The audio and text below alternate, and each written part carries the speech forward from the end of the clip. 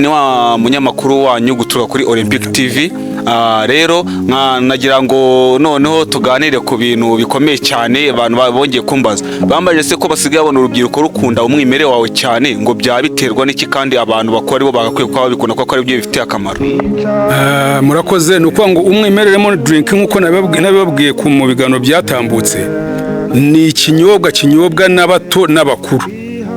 Nta ngaruka kigira kuri izo ngeri zose, ariko urubyiruko bitewe nuko ruba rushaka ikintu cyatuma ruhora rwishimye, cyatuma ruhora rufite imbaraga, cyatuma ruhora runezerewe, ntabwo barusha abasaza. Nuko mwe mwigaragaza, abasore murigaragaza, mushaka kugira ngo icyo mukoze cyose mwigaragaze. Nge nakoze sondage nsanga abantu bakuze aribo bagakunda kubera yuko kabakabura gatuma amaraso yabo atembera, bakagira umunezero, umunabo ukabavamo, mbese ugasanga igihe cyose no kuba bahagaze neza, intuza abenshi byabagira akamaro, inda zatangiye kumeneka, ibinure bidafite agaciro byatangiye kugenda, mbese no kuba ngo ingeri zose, baba abana b'abakuru, baba abasore bageze mu kigero cyo kunywa, banywa umwimerere mu drink. Ndakeka byari ibyo ngibyo. Ikibazo kimwe nari nsigaranye, ese mwebwe akazi twe kubona akazi bisigaye bigoye muri no minsi, akazi mukabona gute? Akazi ni ukuvuga ngo kuva na kera akazi karagoranaga, ariko ku muntu wabaga waritoje neza akitoza umwuga hakiri kare, nk'ubu aho dutandukaniye n'abubu usanga hari igihe sinzi ukuntu His Excellency yaje kuvuga ngo kuri iki umuntu arangije university atazi kwandika ibaruwa isaba akazi.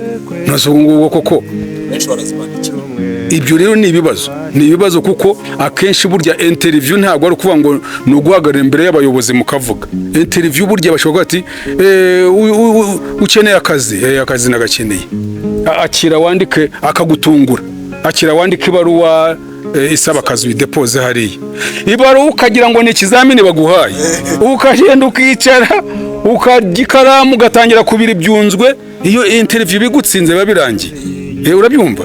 No kutiga neza muri make. Oya, si no kutiga neza, njye nkeka yuko nta muntu nta muntu utagira ubwenge cyangwa ubumenyi, ahubwo nuko utabukoreshaho bukwiye mu gihe gikwiye. Hari igihe ushobora gusanga umwana mu ishuri tuba twaramwohereje kugira ngo yige amenye ubwenge, none ukajya gusanga yabivanze wenda no gukina umupira, kandi ntabwo ari profession, kandi umupira ntabwo bazawandika kuri birote. Noneho ni naho ubwenge bushirira, ugasanga yibanze ku kintu, kandi twego abanyafurika ntabwo twafata gahunda yo kumenya gushyira abantu muri profession zabo. Twe tuzi yuko ari ukwigisha umwana akava muri primaire akajya muri secondaire, akajya muri university, nyuma akaba ariho ajya mu bintu by'imyuga. Gusa cyakora muri iyi minsi niho mbona hatangiye guhinduka, uburezi bwatangiye guhindura gahunda z'uko umuntu wese agomba kugira icyo amenya mu ishuri. Noneho rero ubwo naguhere kuri interview, akazi muri gihe kagorana nuko ujya ugasanga naguhaye urugero rwo kwandika ibaruwa. Ngi ushobora kuza kusaba akazi mu kigo cyanjye, nkabona ko ushoboye, nkabona ko uhagaze, nkahita mvuga noneho akira wandika ibaruwa isaba akazi. Akazi karahari, akira wandika ibaruwa isaba akazi. None ugasanga gusaba akazi kibaye nk'ikizamini, kwandika ngo ngewe runaka wize ibi n'ibi mpawe akazi, nakora akazi uko bikwiye, ugasanga kibaye ikizamini. Ubwo se ni ihe interview ni nakubaza? Ayo kabisa. Niyo mpamvu rero mu bintu byose twakoraga twegwe twitwararikaga uburyo tuzabayobozi dushaka gusaba akazi.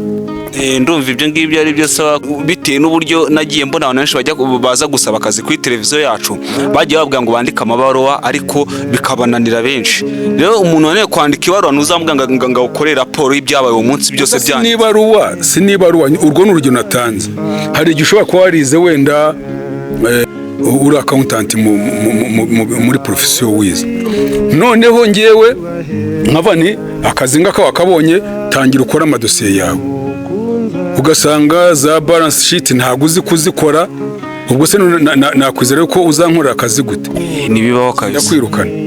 wize iki ushoboye n'iki? Njyewe nize ibintu bijyanye na elegitoronike. Rero ibintu bijyanye na elegitoronike niga nka buriya ngiye kamera yanjye igize ikibazo ninjye ugomba kuyikorera, ntabwo najyana kundi mutize ko bitwara amafaranga menshi. Rero mu gihe nabyize nkajyana amahirwe noneho nkiga na short course y'ibijyanye n'ubunyamakuru.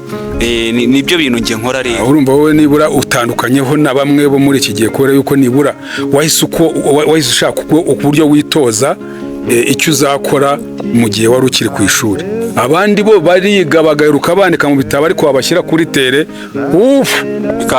birangiriye aho ngaho. Ni nayo mpamvu rero ubona gushaka akazi muri iki gihe bigoranye, ahubwo abarimu abantu benshi bafite ibigo ukuntu babigenza baragenda bagategura bakajya kugenzura ku bigo by'amashuri aho abantu biga bijyanye n'intuza n'ibyo ushaka ko ubonamwo ubumenyi bw'umuntu, ukamenya umuntu wabaga uwa mbere kuri icyo kigo uhita umufata ukamugira umuyobozi wawe. Rero murakoze cyane, duhuriye mu kiganiro cy'ubutaha. Yari Manzi Prince kuva kuri Olympic TV. Ciao ciao.